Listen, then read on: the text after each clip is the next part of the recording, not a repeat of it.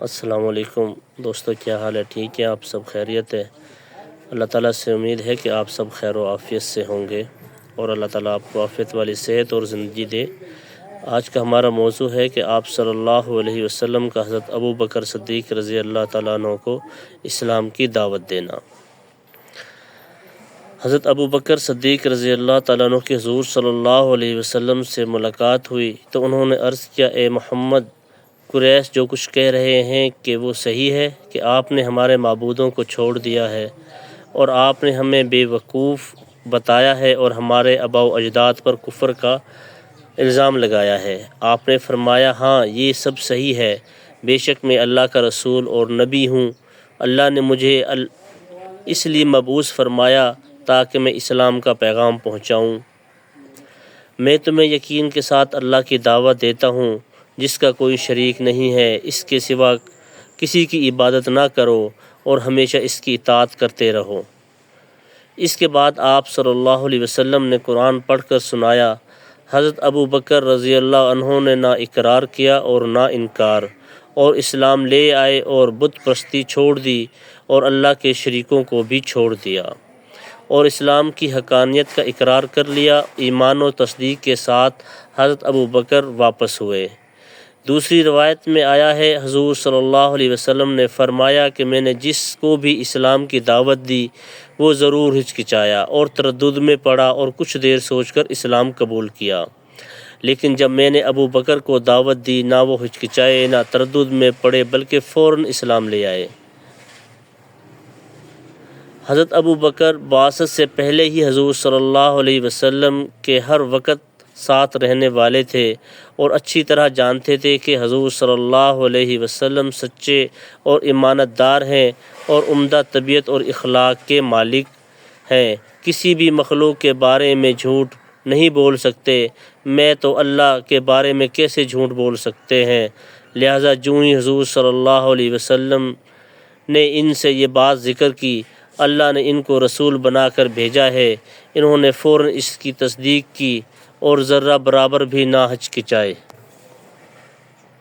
جو ہی حضور صلی اللہ علیہ وسلم نے ان سے بات ذکر کی، اللہ نے ان کو رسول بنا کر بھیجا ہے، انہوں نے فوراً اس کی تصدیق کی اور ذرہ برابر بھی نہ ہچکچائے اور نہ دیر کی۔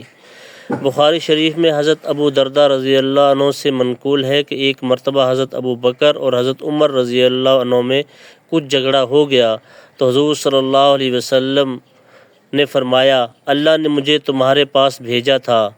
اس وقت تم سب نے کہا کہ میں غلط کہتا ہوں، لیکن ابو بکر نے کہا کہ میں صحیح کہتے ہیں اور جان و مال سے انہوں نے میری ہمدردی کی تھی، تو کیا تم لوگ میری وجہ سے میرے اس ساتھی کو چھوڑ دو گے؟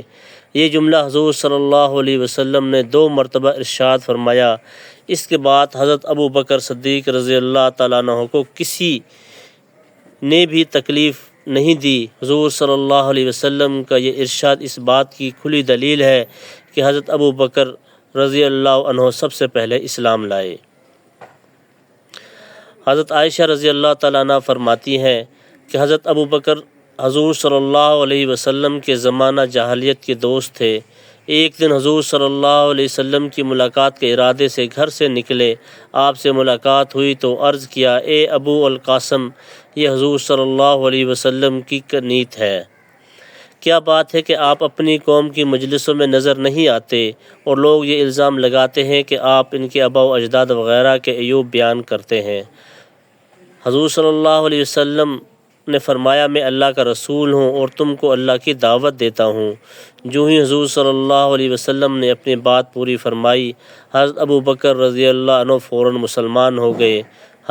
حضور صلی اللہ علیہ وسلم حضرت ابو بکر کے اسلام لانے سے اس قدر خوشی کے ساتھ واپس ہوئے کہ کوئی بھی مکہ کی ان دونوں پہاڑیوں کے درمیان جن کو اخشبین کہتے ہیں آپ سے زیادہ خوش نہ تھا، اور حضرت ابو بکر وہاں سے حضرت عثمان بن عفان، حضرت طلحہ بن عبید، حضرت زبیر بن العوام اور حضرت سعد بن ابی وقاص کے پاس تشریف لے گئے۔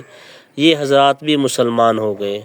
دوسرے روز حضرت ابو بکر حضور صلی اللہ علیہ وسلم کے پاس، حضرت عثمان بن مطعون، حضرت ابو عبیدہ بن جراح، حضرت عبد الرحمن بن عوف اور حضرت ابو سلمہ بن عبد الاسد اور حضرت ارقم بن کو لے کر حاضر ہوئے، اور یہ